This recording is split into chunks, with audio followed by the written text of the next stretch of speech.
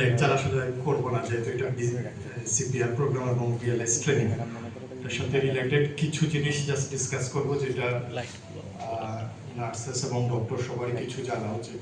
ডক্টররা বেশিরভাগ জিনিসই জানা আছে, তেমন কিছু নতুন ইনফরমেশন নেই। রিক্যাপিচুলেট করা, নার্সদের জন্য কিছু বিষয় একটু খেয়াল করবেন। Airway management, oxygen therapy, APG সবগুলো অফ করার দরকার নেই।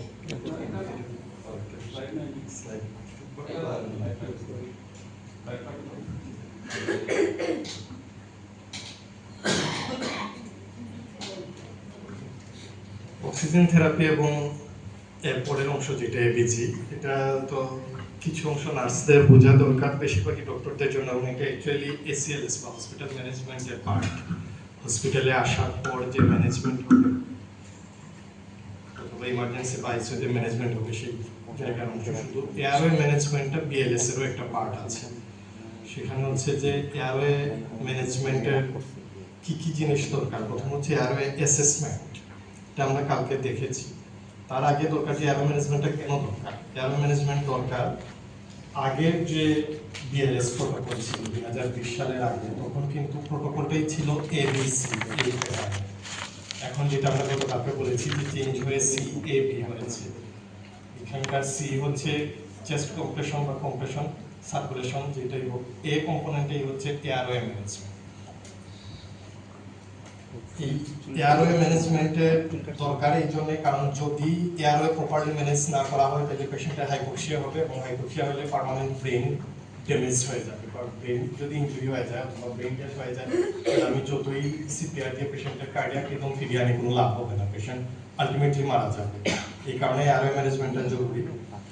এয়ারওয়ে কম্প্রোমাইজ কখন হয়? কার্ডিয়াক অ্যারেস্ট একটা কন্ডিশন, এটা ছাড়াও কিন্তু এয়ারওয়ে কম্প্রোমাইজড হয়ে যেতে পারে, যে কার্ডিয়াক অ্যারেস্ট না হয়। যেমন কোনো একটা পেশেন্টের মেসিভ ট্রমা হলো, তার যদি এয়ারওয়ে ম্যানেজমেন্ট দরকার হবে, পেশেন্ট কোনো কারণে আনকনশাস, কালকে ম্যাডাম প্রেজেন্টেশনে বলেছেন যে স্ট্রোক সাথে লাস্ট এড করে দিয়েছে, স্ট্রোকের কারণে পেশেন্টের এয়ারওয়ে ম্যানেজমেন্ট করা দরকার হতে পারে। অথবা আরেকটা বিষয় যেটা আসছে, স্ট্রোক বা যে কোনো ডিক্রিজড কনশাসনেস লেভেল, সেটার কারণে পেশেন্টের এয়ারওয়ে ম্যানেজমেন্ট আমাদের দরকার হবে, যাতে পেশেন্ট হাইপোক্সিক না হয় কিংবা এক্সপিরেশন না হয়, তার এয়ারওয়ে অবস্ট্রাকশন না হয়। অ্যানাফাইলেক্সিস হইলে এয়ারওয়ে ম্যানেজমেন্ট দরকার হয়। আর কালকে আরেকটা লাস্ট যে টপিকস ছিল চোকিং, চোকিং হইলে অথবা যে কোনো ফরেন বডি যদি আমার এয়ারওয়েতে চলে আসে, তাহলে আমার এয়ারওয়ে ম্যানেজমেন্ট দরকার হবে। তাহলে এয়ারওয়ে ম্যানেজমেন্টের কম্প্রোমাইজ এয়ারওয়ে কখন হয়? মেইনলি হচ্ছে যদি পেশেন্ট কোন ট্রমা হয়, ডিক্রিজড কনশাসনেস লেভেল বা আনকনশাস হয়, ফরেন বডি হয়, অ্যানাফাইলেক্সিস হয়। এয়ারওয়ে ম্যানেজমেন্ট আমার প্রথমে বেসিক কিছু ম্যানুভার আছে। অ্যাসেসমেন্টে আমরা কালকে যেটা বলেছি, look feel listen. Look feel লিসেনের মধ্যে আমরা ফিলের মধ্যে অ্যাকচুয়ালি সিপিআরে যেটা দেখিয়েছি সেটা ছিল পালসেশন, কেরোটিক পালসেশন দেখার জন্য। এয়ারওয়েতেও হচ্ছে ফ্লো ফিল করা যায়, যেটা আমরা কালকে বলার সময় বলেছি যে যখন আমি ফিল করবো তখন আমার চিকের মধ্যে গরম বাতাস আসবে, তার রেসপিরেশন থাকে। লুকে হচ্ছে চেস্ট মুভমেন্ট দেখতে হবে, এবং একই সাথে যখন এয়ারওয়ে ম্যানেজমেন্ট করবো চললে তখন পেশেন্টের সাইনোসিস আছে কিনা, ক্লিনিক্যাল বিএলএস এর পার্ট না, কিন্তু হসপিটালে যখন অ্যাসেস করবো তখন পেশেন্টের সাইনোসিস দেখতে পাবে। লিসেনের মধ্যে যেরকম আমি বিএলএস এ হচ্ছে বাতাসের মুভমেন্ট শুনবো নাকে কান দিয়ে, একই সাথে যদি আমি আদার্স কন্ডিশন হয় আদার দেন কার্ডিয়াক অ্যারেস্ট, তাইলে পেশেন্টের স্ট্রাইডার আছে কিনা, কোনো গার্গলিং শব্দ হচ্ছে কিনা, স্নোরিং হচ্ছে কিনা, এগুলো আমি হচ্ছে লিসেনের মধ্যে আসবে। বেসিক ম্যানুভার তো আমরা কালকে দেখেছি, সবচেয়ে কমন ম্যানুভার যেটা হেড টিল্ট চিন লিফট, এটা সব পেশেন্টের জন্য ম্যান্ডেটরি, যাতে টাং ফল ব্যাক না হয়। আনকনশাস পেশেন্টের জন্য এটা জরুরি। আর খেয়াল রাখতে হবে যে ট্রমার পেশেন্ট কিনা, ট্রমা হলে এটা কাজ করা যাবে না। ট্রমা হলে কি করবো আমরা? জল থ্রাস্টটা হচ্ছে এই মেন্ডিবুলার জয়েন্টের চাপ দিয়ে এই জায়গাটা নিচে নামাইতে হবে আর এটা উপরে তুলতে হবে, এটা হচ্ছে জল থ্রাস্ট। মানে আমার কাজ হচ্ছে এয়ারওয়েটাকে ওপেন করে দেওয়া। এর ছাড়া আরো দুইটা কন্ডিশন আছে যেটা এসিএলএস বা হসপিটাল ম্যানেজমেন্টের সাথে জড়িত, যে এয়ারওয়ে ম্যানুভারের সাথে। একটা হচ্ছে সাকশনিং, যেহেতু সবাই ডক্টরস এবং নার্স ম্যাক্সিমাম এখানে, এবং এটা হসপিটালে ম্যানেজ করতে হবে পেশেন্ট। আমাদের যদিও ট্রেনিংটা হচ্ছে বিএলএস এ, কিন্তু অনেকটা পার্টি আমরা আসলে এসিএলএস টাচ করতে হবে, কারণ হসপিটালে যখন আমি ম্যানেজ করব ইনডোরে, তখন এই যে সাকশনিং এটা বিএলএস এর পার্ট না, কিন্তু আমি যে ফেসিলিটিতে কাজ করবো এখানে সাকশনিং আমি চাইলেই করতে পারি, তাহলে আমি এটা কেন করবো না? এটা হচ্ছে অ্যাডভান্স এয়ারওয়ে ম্যানেজমেন্টের একটা পার্ট।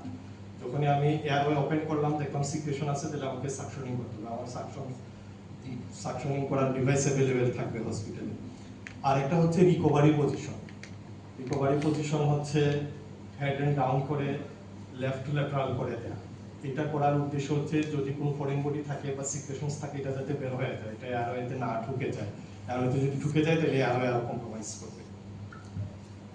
বেসিক লাইফ সাপোর্টে আমরা কালকে দুইটা ডিভাইস দেখেছি এয়ারওয়ে অ্যাডজাংক্টে, একটা ছিল নেজোফেরিঞ্জিয়াল এয়ারওয়ে আর একটা ছিল ওরোফেরিঞ্জিয়াল এয়ারওয়ে। নেজোফেরিঞ্জিয়াল এয়ারওয়েটা আমাদের অ্যাভেলেবিলিটি একটু কম ইউজ হয়, ওরোফেরিঞ্জিয়াল এয়ারওয়েটাই বেশি ইউজ হয়। সব হসপিটালে মোটামুটি থাকে, ওটিতে পোস্টোপারেটিভে আইসিইউএসডিতে তো থাকেই, অন্যান্য জায়গায়ও থাকে যেগুলো মনিটরড এরিয়া সব জায়গাতেই। কোন পেশেন্ট যদি কম্প্রোমাইজ হয় এটা আমি বিএলএসেও দিতে পারি। এসিএলএস এ সাধারণত পরের স্টেপ যেটা অ্যাডভান্স এয়ারওয়ে ম্যানেজমেন্টে যায় আনকনশাস পেশেন্টদের জন্য, অথবা অ্যানেস্থেশিয়ার সাথে রিলেটেড তো তোমাদের খুব বেশি দরকার নেই। অ্যানেস্থেশিয়া রিকভারি যখন একটু ডিলে হয়, পেশেন্ট পুরোপুরি রিকভার করে নাই, আনকনশাসনেস রয়েছে, এইসব পেশেন্টের ক্ষেত্রে ওরোফেরিঞ্জিয়াল এয়ারওয়েটা দেওয়া। ওরোফেরিঞ্জিয়াল এয়ারওয়ে দেওয়া আমি প্র্যাকটিক্যালি দেখছি, এটা আজকে আবার এখানে যে যেটা দেওয়া যায় না এই ডামিগুলোতে, ঢুকাইতে হয় হচ্ছে উল্টা করে এবং হার্ট প্যাডে টাচ করার পরে টার্ন করে দিতে হবে, পুরো 180 ডিগ্রি টার্ন করে দিলে টার্ন চলে আসে।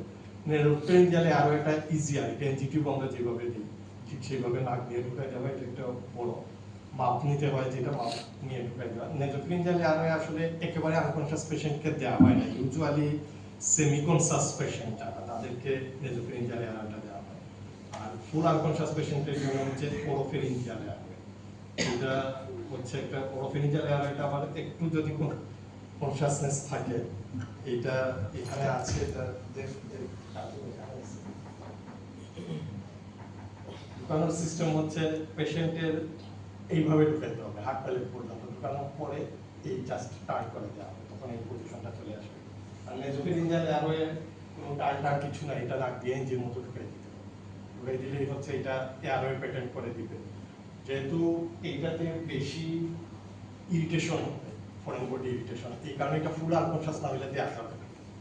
পেশেন্ট আমরা অ্যানেস্থেশিয়ার যারা অ্যানেস্থেশিওলজিস্ট রিকভার করার সময় দিলে হয় অনেক সময় দিই, পেশেন্টে ফেরার পর করে নিজেই টান দিয়ে খুলে ফেলে, মানে এটা একটু সময় আসলে রাখা যাবে না পেশেন্টের রাখবার পরে। এই জন্য ওরোফেরিঞ্জিয়াল এয়ারওয়েটা হচ্ছে এটা, যেটা এটা হচ্ছে আনকনশাস পেশেন্টের জন্য। যদি পেশেন্ট থাকে সে সেমিকনশাস অথবা একটু কম্প্রোমাইজ জিসিএস 10, 11 আমি মনে করতেছি সে টান ফলবেক করে যাচ্ছে, অথবা তার এয়ারওয়ে পুরোপুরি সিকিউর থাকছে না, তখন হচ্ছে নেজোফেরিঞ্জিয়াল এয়ারওয়েটা হেল্পফুল।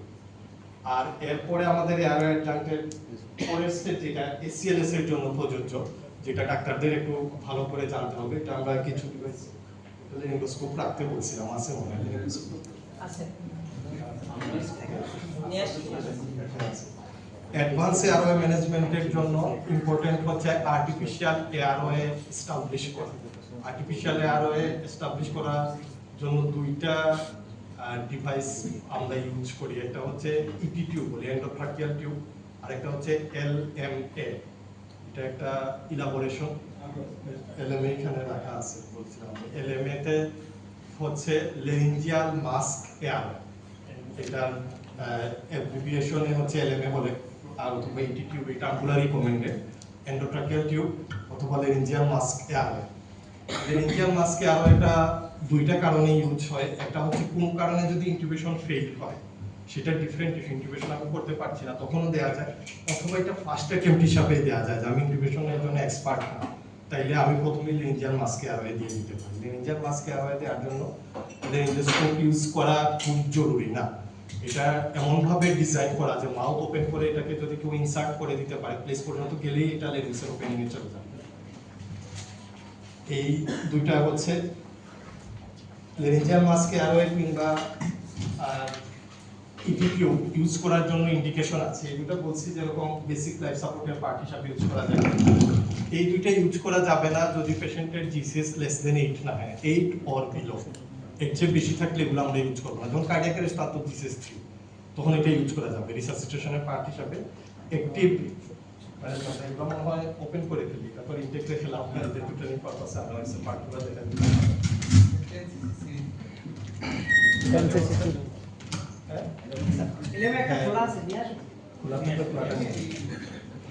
এগুলা হচ্ছে স্টেরাইল থাকে এবং এটা ডিউরিং ইমার্জেন্সি পিরিয়ড এটা আসলে স্টেরাইল ওয়েতে দেওয়াই উচিত, কারণ এটা আমি দিয়ে দিব একেবারে ইডি টিউবে। আমি যদি আসলে একটা টিউব এখান থেকে খুলে এনে দিয়ে দিই তাহলে পেশেন্টের ডেফিনেটলি হচ্ছে ইনফেকশন হবে এবং কম্প্রোমাইজ পেশেন্টের। এটার জন্য আমরা খুললাম স্টেরাইল প্যাকে, স্টেরাইল প্যাক থাকে। এটার বিভিন্ন রকম সাইজ আছে, আইডি লিখে একটা সাইজ দেওয়া থাকে। এটা হচ্ছে এত মিলিমিটার ইন্টারনাল ডায়ামিটার, এটার ইন্টারনাল ডায়ামিটারের সাইজ।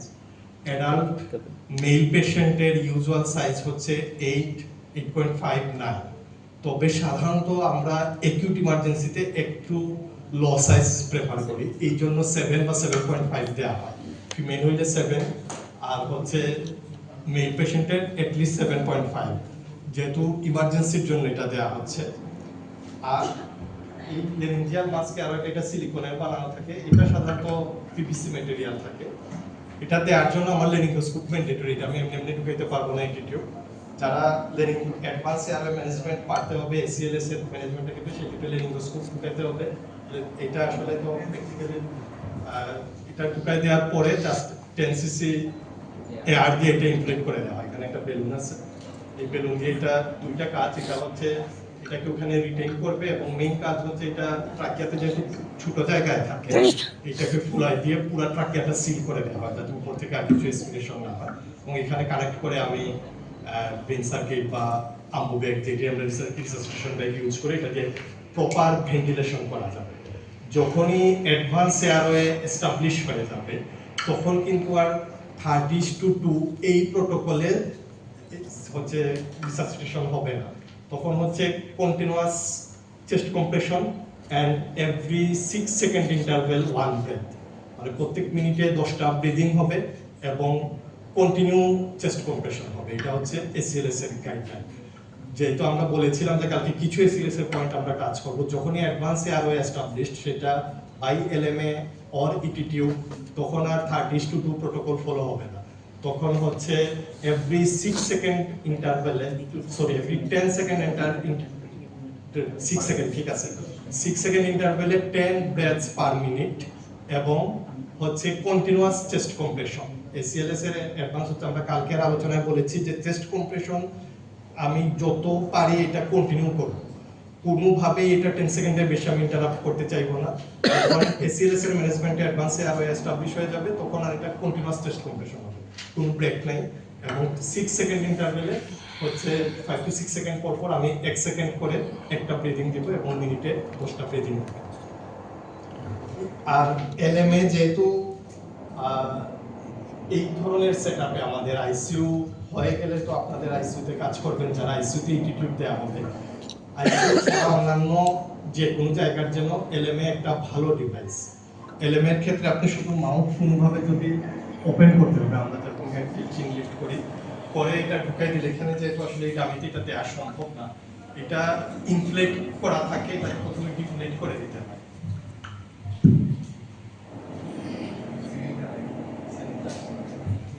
এটা এখন যে কন্ডিশনে আছে এটা কিছুটা ইনফ্লেট, ফুল ইনফ্লেট না, এটাতে পুরোটা ডিফ্লেট করতে হবে। ইনফ্লেট করে এখানে একটু জেসোকিন জেলি দেওয়া যায়, জেসোকিন জেলি আমরা আসলে অ্যানেস্থেসিয়া টিউব ইনটিউবেশন ফেল হইলে দেই, এটা খুব বেশি জরুরি না। কার্ডিয়াক অ্যারেস্টের পেশেন্টের তো কনশাসনেস নাই, তার জন্য এটা জরুরি না। এটা মুখে ঢুকাই দিয়ে জাস্ট এইভাবে গাইড, এটা এইরকম ওয়েতে ঢুকানো হবে, পেশেন্ট এরকম শোয়ানো, তখন তার এই জায়গায় ঢুকানো হবে, ঢুকে এটা প্রসিড করতে হবে। কাজ হচ্ছে এই জায়গাটা এসে, এই ওপেনিংটা এসে আমার লেরিঞ্জিয়াল ওপেনিং এর যে জায়গাটা আছে এই এপিগ্লোটিসের আগ পর্যন্ত এখানে আসবে, আসার পর এটা আমি ইনফ্লেট করে দিব, এটা পুরোটা এরকম সিল করে দিয়ে এখানে জাস্ট এই জায়গাটা সমান, এটাতে আমি কানেক্ট করে ইউজুয়ালি ব্রিদিং দিতে পারি। এমনকি পুরো জেনারেল অ্যানেস্থেসিয়া দেওয়া যায়, আপনাদের কোনো কনফিউশন রাখার দরকার নাই যে এটা দিলে প্রপারলি বাতাস যাবে কিনা, এটা প্রপার সিল হয় কিনা। এখন অনেক শর্ট প্রসিডিউর সার্জারির জন্য ইটি ইনটিউবেশন অ্যাভয়েড করা হয়। মাঝখানে আমি উসমানী মেডিকেল কলেজে একটা প্রোগ্রাম হয়েছিল, ইটালিয়ান একটা গ্রুপ অ্যানেস্থেসিওলজিস্ট আসছে এবং দেখলাম তো তারা সব জেনারেল অ্যানেস্থেসিয়াতে এলএমএ দিয়ে, এবং এটা আসলে আমাদেরও এক্সপিরিয়েন্স ছিল না, আমরা ইনকিউবেশন ফেল হইলে দিতাম। মানে আমাদের অ্যানেস্থেসিওলজিস্টের হচ্ছে ডিফিকাল্ট ইনকিউবেশন ড্রিল বলে একটা টার্ম আছে, ওখানে ইনকিউবেশন ফেল হইলে কি কি করতে হবে, ওখানে হচ্ছে সুপ্রাগ্লটিক অ্যারোয়ের কিছু ডিভাইস আছে, এটা হচ্ছে supraglottic airway, one of supraglottic airway, LMA, আরও কিছু ডিভাইস আছে ওগুলো আমরা ইউজ করি। কিন্তু আমি পরে দেখলাম যে এলএমএ দিয়ে ইভেন জেনারেল অ্যানেস্থেসিয়া দিয়ে দেওয়া যায়, এটা ভেরি সেফ ডিভাইস। অ্যানেস্থেসিওলজিস্ট কেউ যদি থাকেন এক্সপার্ট হন, আপনি ইন্ডোস্কোপ দেখে প্রপার পজিশন করে দিতে পারেন, যদি এটা নাও পারেন মাউথ ওপেন করে এটা দিয়ে দিলে এটা এটার জায়গায় চলে যাবে। সো এটা আমার খেয়াল রাখতে হবে।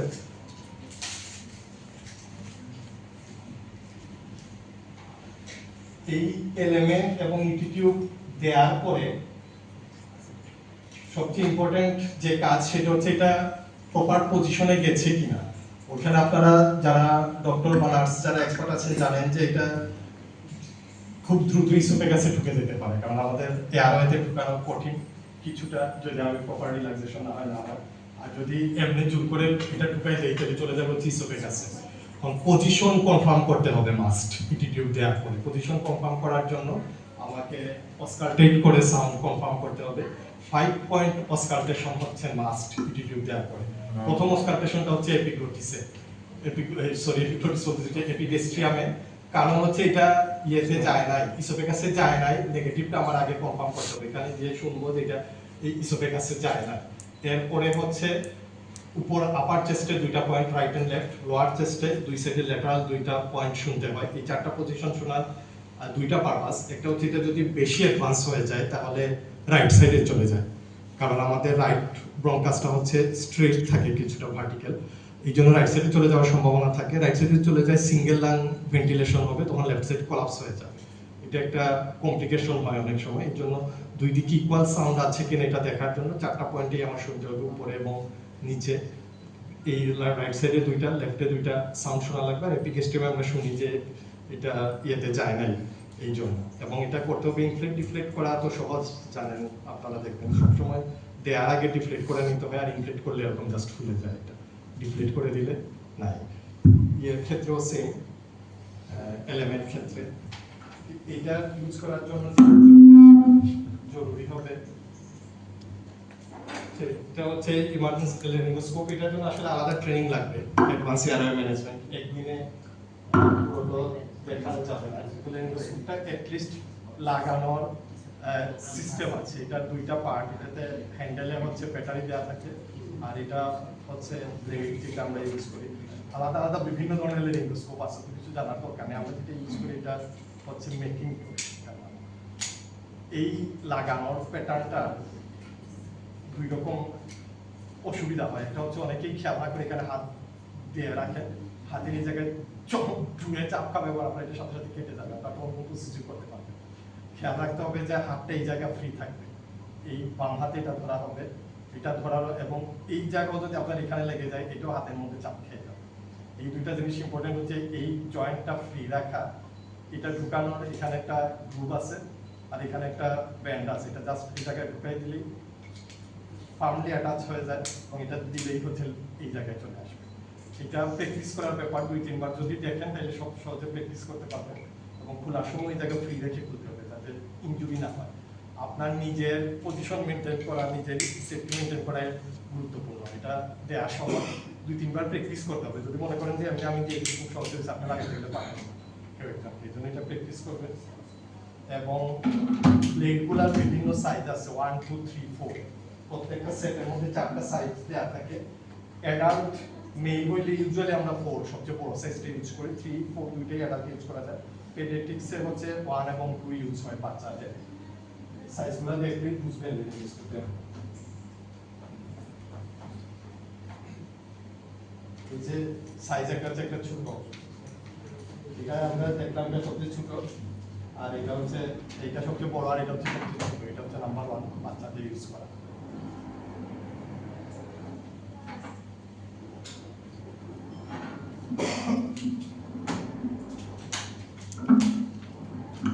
এয়ারওয়ে ম্যানেজমেন্ট করলাম আমি, তারপরে আসবে অক্সিজেন থেরাপি।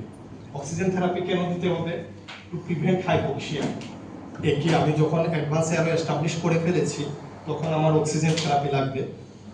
অক্সিজেন থেরাপি দেওয়া হয়, এটা খুব হসপিটাল সবাই ইউজ করেন জানেন। আমরা কয়েক রকম আলাদা আলাদা ডিভাইস ইউজ করি। একটা হচ্ছে নেজাল প্রং বা nasal cannula, simple face mask, NRM use করা হয়, নন ব্রিদিং ফেস মাস্ক। এটার সাথে একটা ব্যাগ অ্যাটাচ থাকে।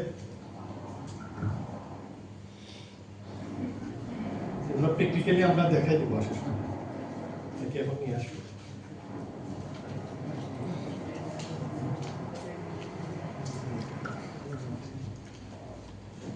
প্র্যাকটিক্যাল সেশন দেখাই দেওয়া যাবে এনআরএম এবং ফেস মাস্ক। এখানে একটি ইম্পর্টেন্ট যেটা সেটা হচ্ছে যে আমি আসলে কতটুকু ফ্লো অক্সিজেন থেরাপি যেহেতু আসছে, অনেক সময় দেখা যায় যে আমরা 2 লিটার অক্সিজেন দিচ্ছি কিন্তু একটা ফেস মাস্ক লাগে না, অথবা 5 লিটার অক্সিজেন দিচ্ছি একটা এনআরএম টাচ করে রেখে দেওয়া হয়েছে। এখানে প্রত্যেকটা কতটুকু ফ্লো অক্সিজেন দেওয়া যাবে এটা ফিক্স রেঞ্জ আছে। আমি নেজাল প্রং দিয়ে কোনোভাবেই 1 to 6 litre up to 6 litre, সাধারণত 5 লিটারের বেশি আমরা দেই না। যদি বেশি দেওয়া হয় তাইলে এই অক্সিজেনটা ওয়েস্টেজ হবে, এটা যাবে না কোনোভাবে, এর চেয়ে বেশি ফ্লো দিবে। আমি যদি 10 লিটার অক্সিজেন দিই নেজাল প্রং দিয়ে, এটা 6 লিটারের বেশি ক্যারি করতে পারবে না এবং অক্সিজেন ওয়েস্টেজ হবে, পেশেন্টেরও ক্ষতি হবে। আর বেশি ফোর্সের কারণে ড্রাইনেস, ইরিটেশন হয়, টিয়ার হয়, বিভিন্ন রকম। এই জন্য আমরা 5 লিটারের বেশি অক্সিজেন কখনোই নেজাল প্রং দিয়ে দিব না। আর যে নর্মাল সিম্পল ফেস মাস্ক আমরা ইউজ করি, এটা আপনারা সবাই চিনেন, এটা দিয়ে হচ্ছে 6 to 10 লিটার। যখন আমার রিকোয়ারমেন্ট 6 লিটারের নিচে নেমে যাবে, বেশি করে অক্সিজেন দিচ্ছিলাম, পেশেন্ট অক্সিজেন রিকোয়ারমেন্ট কমে গেছে, কম্পিটিশন ইমপ্রুভ হয়েছে, তখন এটাকে নেজাল প্রং এ শিফট করে দিতে হবে। আমার যখন হচ্ছে বেশি অক্সিজেন দরকার হবে, 10 লিটারের বেশি অক্সিজেন, তখনই আমি শুধুমাত্র এনআরএম মাস্ক ইউজ করব। এনআরএম মাস্ক হচ্ছে 10 to 15 লিটার। 15 লিটারের বেশি অক্সিজেন আমাদের নর্মাল যে অক্সিজেন ইউজ করি সেখানে দেওয়া যায় না। এর চেয়ে বেশি যখন ইউজ করা লাগে তখন হচ্ছে হাই ফ্লো নেজাল ক্যানুলা, এটা আলাদা ডিভাইস, আলাদা সিস্টেম। কোভিডের সময় যারা দেখেছেন, ইউজ করেছেন, সবসময় আসলে খুব বেশি রেডিলি অ্যাভেলেবল থাকে না, অনেক বেশি অক্সিজেন লাগে। এই জন্য হাই ফ্লো নেজাল ক্যানুলা দিয়ে আপ টু 80 লিটার অক্সিজেন দেওয়া যায়, সেটা একটা আলাদা ডিভাইস। আর সাধারণত আমরা এর পরের স্টেপ, অক্সিজেন থেরাপির এর পরের স্টেপ হচ্ছে যদি এনআরএম আমার না হয়, এনআরএম দিচ্ছি, তারপর অক্সিজেন স্যাচুরেশন 90 নিচে, 80 নিচে নেওয়া যাচ্ছে, তাইলে এরপরে আমার ভেন্টিলেশনে যেতে হবে। ভেন্টিলেশন, এনআইভি বা মেকানিক্যাল ভেন্টিলেশন, এটা ডিফারেন্ট চ্যাপ্টার, এটা আজকে আমাদের ডিসকাশনের ব্যাপার না। অক্সিজেন থেরাপির লাস্ট স্টেপ হচ্ছে ventilation, artificial ventilation. Artificial ventilation NIV দিয়ে দেওয়া যায়, নন ইনভেসিভ বাইপেপ বা সিপেপ যেটা ইউজ করি আমরা, অথবা মেকানিক্যাল ভেন্টিলেশন। তাহলে অক্সিজেন থেরাপি আমাদের প্র্যাকটিক্যালি যেটা লাগবে সেটা হচ্ছে নেজাল প্রং, ফেস মাস্ক এবং এনআরএম এ কতটুকু কোন ফ্লো অক্সিজেন দিব হবে। যদি 6 to 10 লিটার দেই তাহলে নর্মাল ফেস মাস্ক, যে সিম্পল ফেস মাস্ক, 10 লিটারের উপরে দিলে এনআরএম, আর যদি 6 লিটারের নিচে লাগে অক্সিজেন তখন নেজাল প্রং ইউজ করব। এই অক্সিজেন থেরাপির এই প্যারামিটারটা মনে রাখতে হবে। অক্সিজেন থেরাপি যখনই আমি দিব তখন মনে রাখতে হবে আমার টার্গেট অক্সিজেন স্যাচুরেশন কত। এই প্রত্যেকটা কথা হচ্ছে অ্যাডভান্স কার্ডিয়াক লাইফ সাপোর্ট অথবা হসপিটাল অ্যাডমিটেড পেশেন্টের ক্ষেত্রে, এগুলো আউটডোরে বিবেচনা হবে না, অ্যাটলিস্ট ইমার্জেন্সি অথবা হসপিটাল অ্যাডমিটেড পেশেন্টের ক্ষেত্রে। সেই ক্ষেত্রে আমার হচ্ছে টার্গেট স্যাচুরেশন হচ্ছে 94 to 97 বা 94 to 96, কখনোই এটা 100 না। যখনই আমি অক্সিজেন থেরাপি প্রোভাইড করছি আমার টার্গেট না কোনোভাবেই 100 স্যাচুরেশন অ্যাচিভ করা, তখন টার্গেট হচ্ছে 94 to 96। আমরা এভারেজ 96 টাকে স্ট্যান্ডার্ড করি, 95 96 থাকলেই হবে। নর্মাল পেশেন্টের ক্ষেত্রে যদি কখনো সিওপিডি পেশেন্ট থাকে তাহলে এটা টার্গেট হচ্ছে 88 to 92। সিওপিডি পেশেন্টের ক্ষেত্রে ইভেন 94 এও আমি যেতে পারবো। এটা যারা ডক্টর তারা অ্যাসেস করতে হবে এবং এই ব্যাপারটা খেয়াল রাখতে হবে অক্সিজেন থেরাপি দেওয়ার সময়। আর আরেকটা টপিকস আজকে আসলে ডিসকাশনে ছিল এবিজি। এবিজি একটা বড় টপিকস, আমার মনে হয় এত শর্ট আসলে আলোচনা করা যাবে না। এবিজিতে বেসিক আমরা হচ্ছে রেসপিরেটরি ফেইলিউর এবং অ্যাসিড বেস ব্যালেন্স দেখি। অ্যাসিড বেস ব্যালেন্স এটা অ্যাডভান্স ট্রিটমেন্টের ক্ষেত্রে আপনারা এবিজি মেশিন এখানে হয়তো চলে আসবে আশা করি খুব দ্রুত, যেহেতু এখানে এবিজি জরুরি।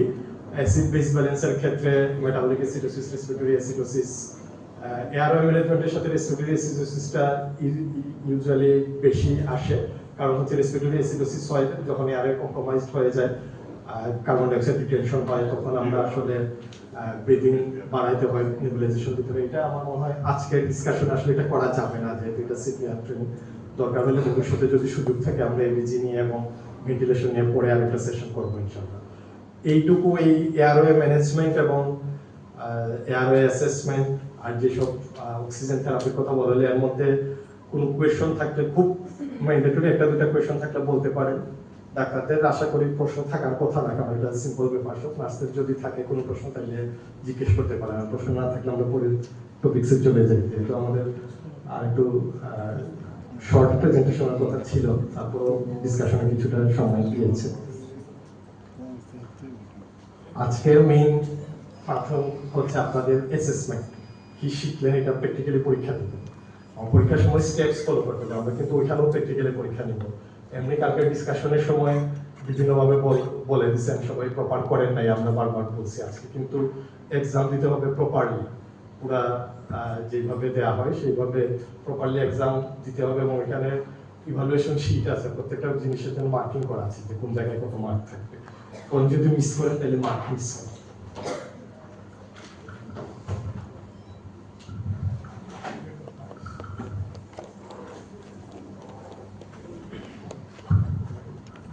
Assalamu alaikum. Thank you, Jahid Bhai, for your nice and elaborate lecture on airway management and oxygen therapy. আমি বেসিক্যালি আমরা ড্রাগস নিয়ে যখন কথা বলি তখন কিন্তু বিএলএস থেকে অলরেডি আমরা কিন্তু এসিএলএস চলে আসি। আমাদের মেইন উদ্দেশ্য ছিল যে স্পেশালি যে ডক্টর গ্রুপটা আছে তাদেরকে একটু এসিএলএস এর টাচ দেওয়া, আর বাকি যারা আছেন ওনারা যেন এই টার্মস আমরা যেগুলো বলবো এগুলো এমন যেন না হয় যে আমরা জীবনে শুনিনি। এই জন্য হচ্ছে এই জিনিসগুলো আমরা বলার চেষ্টা করতেছি।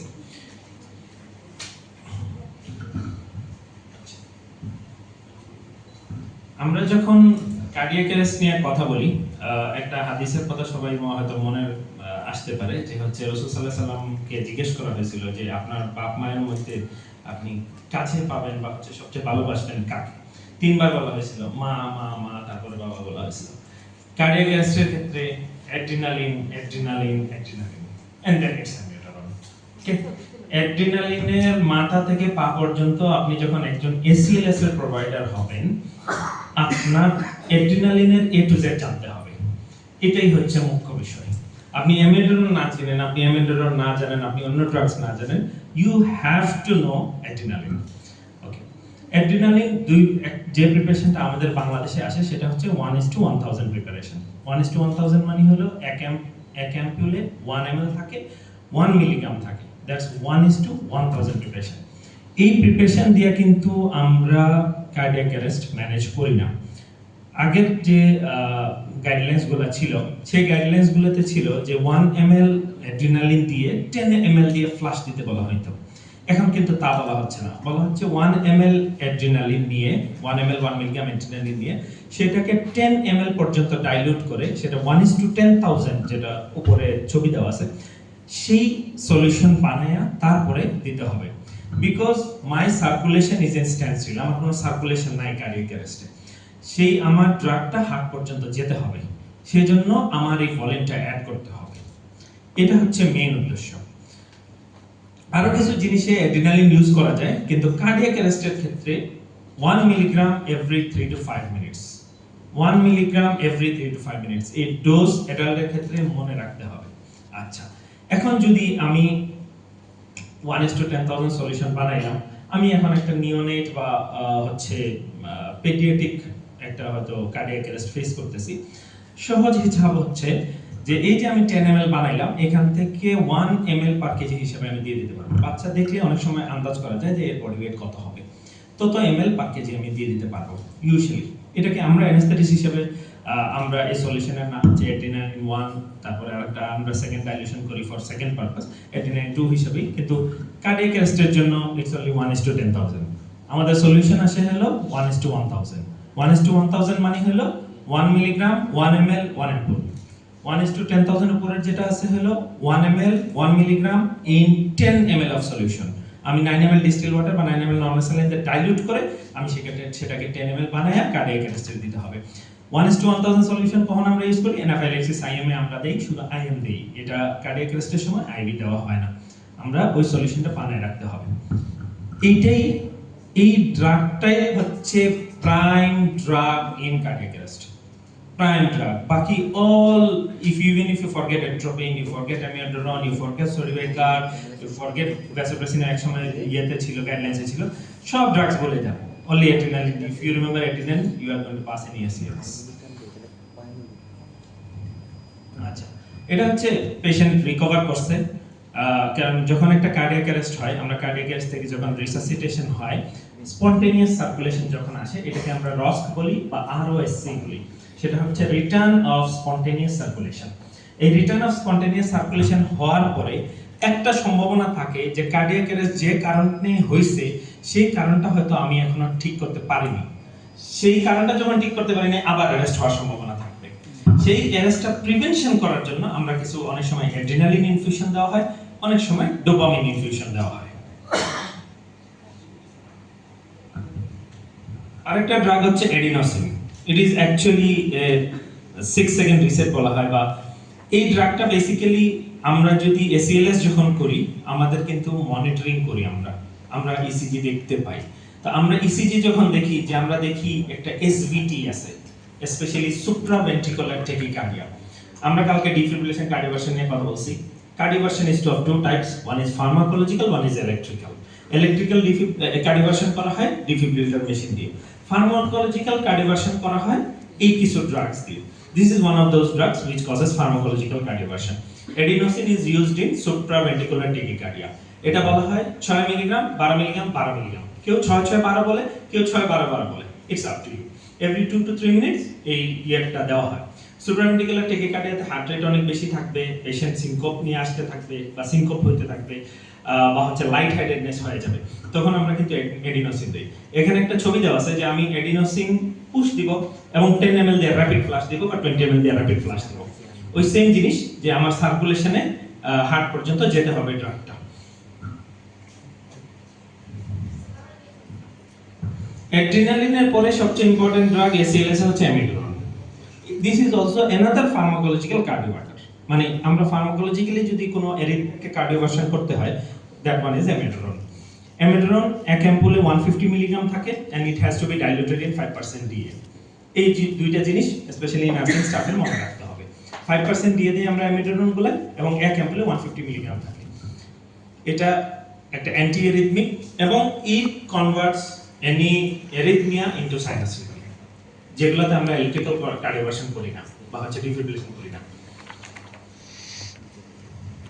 ওকে, বলা হচ্ছে যে যদি অ্যামিডোরন না থাকে, অনেক সময় অ্যামিডোরন থাকে না, অনেক সেন্টারে অ্যামিডোরন থাকে না, তখন আমরা লিগনোকেন যে প্রিপারেশনটা থাকে 2% সেটাও আমরা ইউজ করতে পারি। It is actually the tactical alternative, means it is an alternative to amiodarone. এটা কিন্তু এখন গাইডলাইন্সে আগেও ছিল, এখন এটাকে অ্যামিডোরনের রিপ্লেসমেন্ট হিসেবে এসিএলএস এর গাইডলাইন্সগুলোতে দেওয়া হচ্ছে। Lignocaine is not an easy drug to use, so it's better to avoid using it. আচ্ছা, এগুলা স্পেশালিস্ট ড্রাগ। প্রোকেনামাইড, সোটালল আমাদের দেশে পাওয়া যায় না। সোটালল আমাদের ওরাল পাওয়া যায়, কিন্তু প্রোকেনামাইড, সোটালল ওরাল পাওয়া যায়, আইভি পাওয়া যায় না, বা সিস্টেমিক পাওয়া যায় না। এই স্লাইডগুলো চলে গেছে।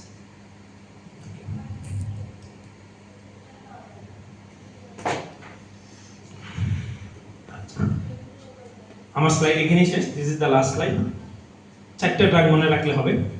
এখানে 3টা ড্রাগ আলোচনা হয়েছে। ম্যাগনেসিয়াম সালফেট স্লাইডটা চলে গেছে। ম্যাগনেসিয়াম সালফেট অনেক সময় অ্যারিথমিয়া ব্রেক করতে পারে। ম্যাগনেসিয়াম সালফেট ইউজুয়ালি টর্সাডিস পয়েন্টস বা অনেক সময় পালস ভিটিতেও আমরা ইউজ করতে পারি, যে হচ্ছে যে রিদম কমানোর জন্য। আরেকটা কারণ ম্যাগনেসিয়াম ইউজ করার থাকে যে হাইপোম্যাগনেসিমিয়া হলে। হাইপোম্যাগনেসিমিয়া আমরা ইউজুয়ালি ম্যাগনেসিয়াম লেভেলস দেখা হয় না, দেখতে গেলেও কিছু টাকা পয়সা বেশিই যায়।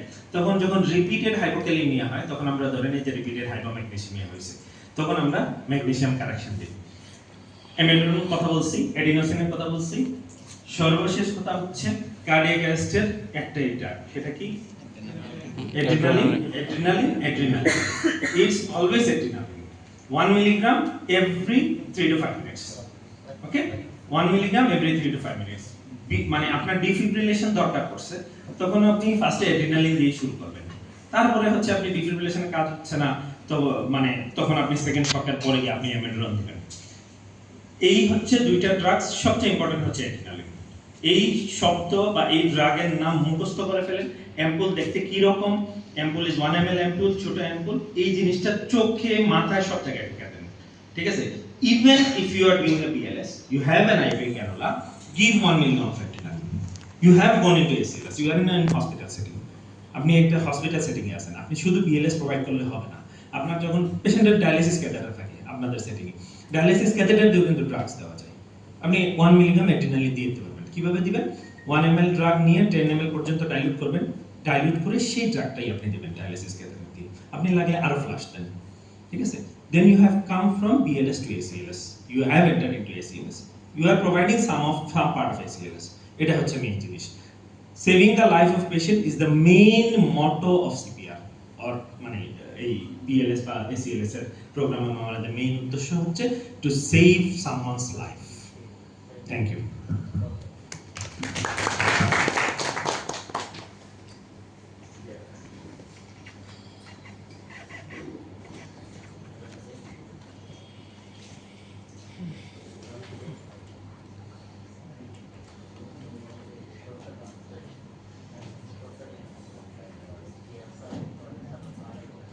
আসসালামু আলাইকুম, আমি doctor Aminul Islam, consultant, department of anaesthesia, ICU, Shaheed Shamsuddin Ahmed hospital.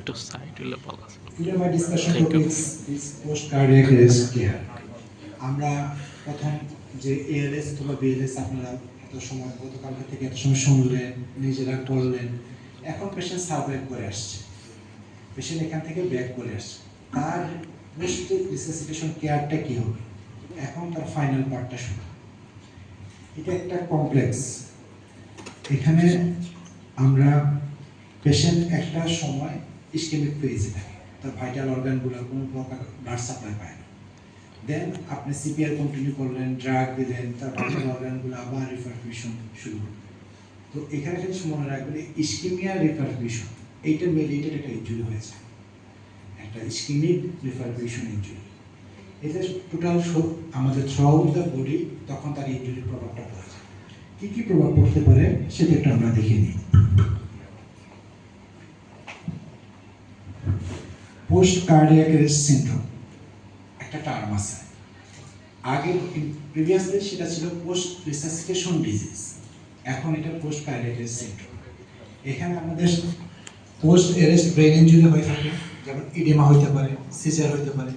Post arrest myocardial dysfunction হয়, তখন পেশেন্টের ইকোকার্ডিওগ্রাফি করলে দেখা যায় ইনজেকশন ফ্র্যাকশন কমে গেছে, পেশেন্টের সার্চ ডেভেলপ করতে পারে এবং পারসিস্টেন্ট যে প্যাথোলজি আছে সেটা থাকে, যেমন তার হচ্ছে গিয়ে pulmonary embolism, non ST elevated MI, ST elevated MI, আর তার হেমোরেজ, সেপসিস এগুলো থাকতে পারে। এখন ইমিডিয়েট অ্যাসেসমেন্ট আমার কি হবে? এখানে আরওএসসি মানে হচ্ছে রিটার্ন অফ স্পন্টেনিয়াস সার্কুলেশন। আমার ইমিডিয়েট অ্যাসেসমেন্টের সময় আমার হচ্ছে এ বি সি ডি ই।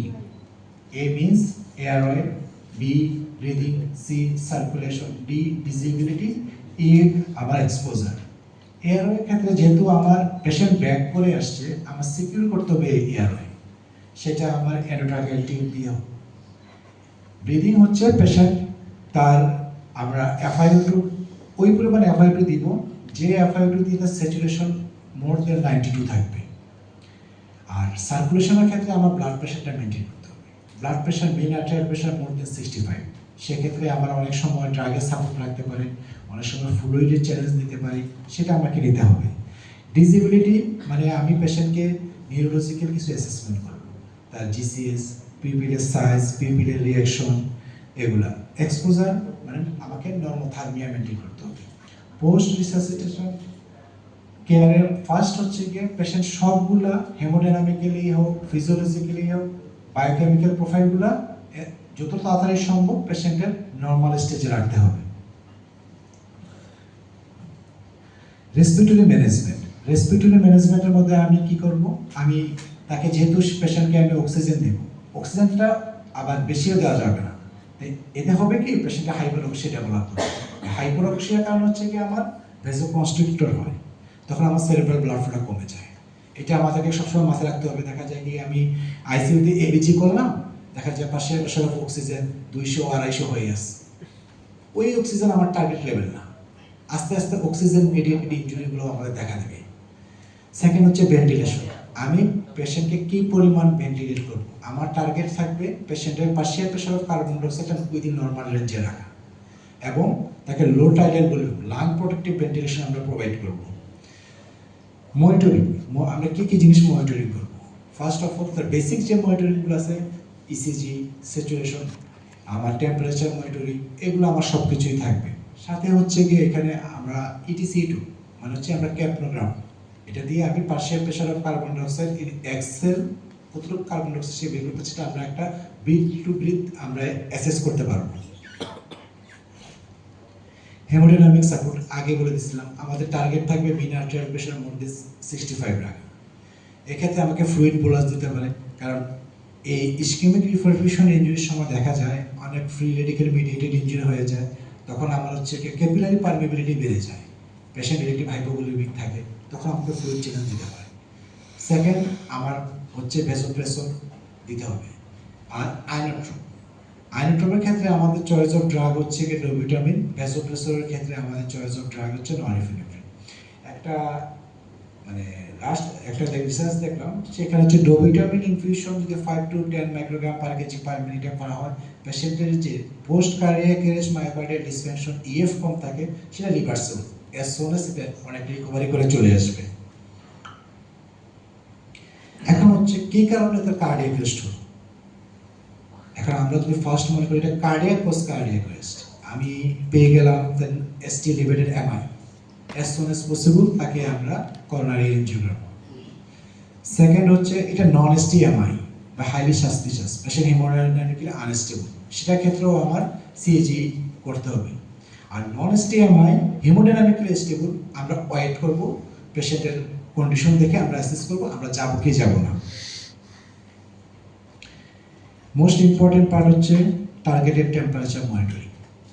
এটা আমরা কাকে দেব? এটা আরেকটা টার্ম হচ্ছে থেরাপিউটিক হাইপোথার্মিয়া। আমরা পেশেন্টের টেম্পারেচার বডির যে নর্মাল কোর টেম্পারেচার সেটা থেকে কমে নিয়ে আসবো। এতে আমাদের বেনিফিটটা কি? ফার্স্ট, আমি যখন তার হাইপোথার্মিক ফেজে নিয়ে যাব, তার মেটাবলিজম কমে যাবে। যেহেতু মেটাবলিজম কমে যাবে, তার মানে তার অক্সিজেন ডিমান্ড কমে যাবে। এটা হচ্ছে আমার মেইন এইম, আমি তার অক্সিজেন ডিমান্ডটা কমে নিয়ে আসবো। তো এই হাইপোথার্মিয়া আমাকে করতে হয় কোন পেশেন্টের? যাদের কমাটোস কন্ডিশনে থাকে, GCS less than 8। এটা তিনটা ফেজ, একটা হচ্ছে ইন্ডাকশন, 2 নম্বর হচ্ছে মেইনটেনেন্স, 3 নম্বর হচ্ছে আমি পেশেন্টটাকে আবার গ্র্যাজুয়ালি হাইপোথার্মিক থেকে নর্মোথার্মিকে নিয়ে আসবো, রিওয়ার্মিং ফেজ। এখন আমাদের টার্গেট কোর টেম্পারেচার থাকবে হচ্ছে 32 to 35 অথবা এভারেজ 34 ডিগ্রি সেলসিয়াস। এটা আমরা কিভাবে অ্যাচিভ করতে পারি? টেম্পারেচার একটা হচ্ছে সারফেস কুলিং করে আইস প্যাক দিয়ে, আমার এনজি থাকলে আমি গ্যাস্ট্রিক লেভেজ দিতে পারি, অথবা IV ফ্লুইড আমরা ইউজ করতে পারি, যেগুলো আমরা আইস, এগুলো আমরা সারফেসের উপরে দিয়ে রাখতে পারি। এবং এইটা যখন আমরা কত সময় দিব? ম্যাক্সিমাম ক্ষেত্রে থাকে হচ্ছে 24 আওয়ার, অনেক দেশে আমরা এটা 48 আওয়ার পর্যন্ত কন্টিনিউ করি। বাট যখন 24 আওয়ার শেষ হয়ে যাবে, তখন আমি আবার পেশেন্টকে গ্র্যাজুয়ালি টেম্পারেচার বাড়াবো। এটা কতটুকু কীভাবে বাড়বে? এটারও একটা লিমিট আছে, আপনি 1 ডিগ্রি সেলসিয়াস পার ডেতে বাড়াতে হবে, এর বেশি বাড়াতে পারবেন না। যেহেতু পেশেন্ট হাইপোথার্মিক, তো এই হাইপোথার্মিয়া রিলেটেড কিছু কমপ্লিকেশন আপনাকে ফেস করতে হবে। পেশেন্টের শিভারিং হবে, এই শিভারিং হতে গেলে তার হচ্ছে গিয়ে মেনটেন করার জন্য পেশেন্ট কন্টিনিউয়াস সিডেশন রাখতে হবে, নিউরোমাসকুলার ব্লকেজ দিয়ে রাখতে হবে। আর মাসুল প্যারালাইসিস থাকবে, পেশেন্ট কমপ্লিটলি সিডেটেড থাকবে। সেকেন্ড, পেশেন্টের হচ্ছে প্লেটলেট ডিসফাংশন অনেক সময় হয়, ব্লিডিং টাইম বেড়ে যায়। 2 নম্বর হচ্ছে ইনসুলিনের সিক্রেশন কমে যায়, সেন্সিটিভিটি কমে যায়, পেশেন্টের হাইপারগ্লাইসেমিয়া দেখা দেয়। এই জিনিসগুলো আমাদেরকে কমপ্লিকেশনটা খেয়াল রাখতে হবে। নিউরো প্রগনোস্টিকেশন, যখন একটা পেশেন্ট হাইপোথার্মিক থাকবে, সে সিডেটেড থাকবে, তাকে আমরা কোনো সময় নিউরোলজিক্যাল অ্যাসেসমেন্টে যাব না যতক্ষণ না পর্যন্ত তার মাসুল রিল্যাক্সেন্টটা আমরা উইথড্র করতে পারছি, টেম্পারেচার উইথিন নর্মাল লিমিটে আসছে। এর আগ পর্যন্ত আমরা কোনো অ্যাসেসমেন্টে করতে যাব না। নিউরো অ্যাসেসমেন্টের ক্ষেত্রে আমরা ক্লিনিক্যাল এক্সামিনেশন করবো, GCS, pupillary sign, light reflex, এগুলো আমরা অ্যাসেস করতে হবে। মেটাবলিক অ্যান্ড গ্লুকোজ কন্ট্রোল, আমাকে হচ্ছে পেশেন্টের RBS হাইপারগ্লাইসেমিয়া রাখা যাবে না, হাইপোগ্লাইসেমিয়া রাখা যাবে না। হাইপারগ্লাইসেমিয়া আমার ব্রেনের জন্য খুবই ক্ষতিকর একটা জিনিস। যেই পেশেন্টটার এক্সিস্টিং তার হচ্ছে গিয়ে post cardiac arrest brain injury আছে, ইডিমা আছে, তার জন্য যদি সে হাইপারগ্লাইসেমিয়া হয়, তখন তার এটা অ্যাগ্রাভেট করে যাবে, হাইপোগ্লাইসেমিয়া অ্যাগ্রাভেট করে যাবে। তার ইলেকট্রোলাইট যেগুলো ছিল সেগুলো উইদিন নর্মাল রেঞ্জ রাখতে হবে, বায়োকেমিক্যাল প্রোফাইলটা রেগুলার করতে হবে।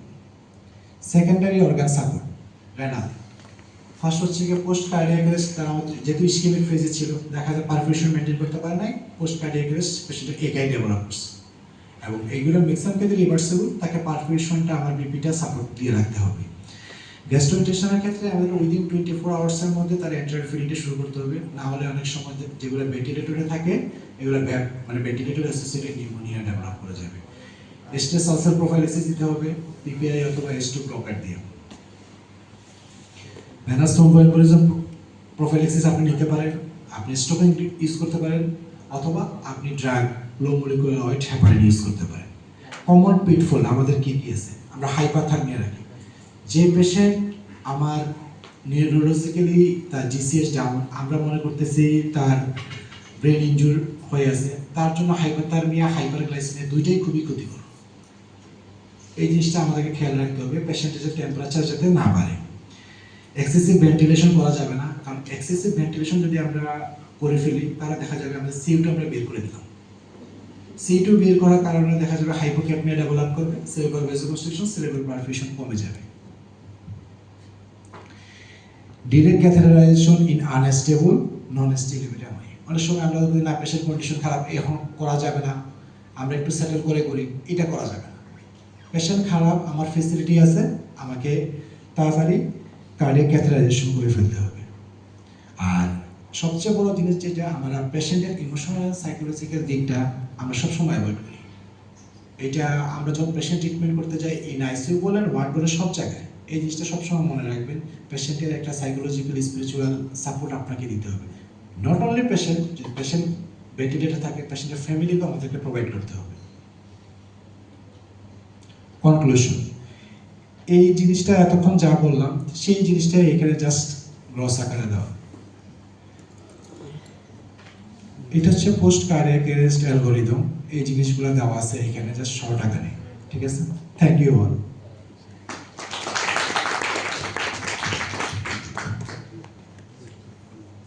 Thank you Aminul. আমরা একটা চা বিরতি নিয়ে আমরা এখানে আবার চলে আসবো। আমরা একটা পোস্ট কোর্স অ্যাসেসমেন্ট MCQ দিয়ে আমরা একবার হ্যান্ডস অনে চলে যাব। ওকে, থ্যাংক ইউ।